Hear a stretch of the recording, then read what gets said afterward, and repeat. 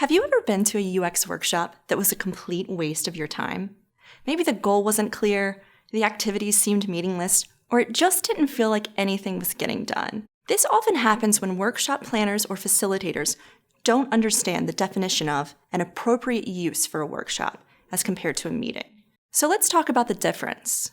Simply put, meetings are where things get discussed. Workshops are where things get done. Workshops are a way for people to solve problems with a concentrated time of idea generation and hands-on activities that allow them to achieve an actionable goal.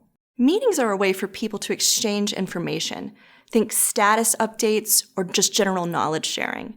Several variables distinguish workshops from traditional meetings. First, purpose. While meetings are a way to share information among team members, workshops are a method to solve a problem, develop a plan, or reach a decision. Scope also differs. Meetings allow shallow coverage of many topics, while workshops are best for deep, focused coverage of an issue. Third, length. Meetings are usually measured in half hours or hours, hopefully, while workshops are measured in half days or days. Fourth, structure. Often, meetings are passive in nature.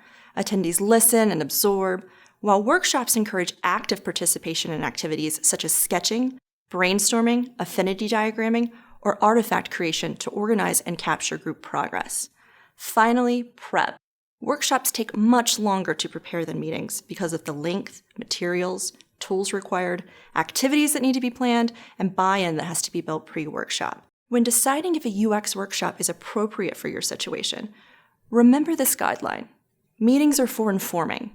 Situations that require greater input and consensus from diverse groups, or that would benefit from a greater sense of shared ownership, may require a collaborative, hands-on format, such as a workshop.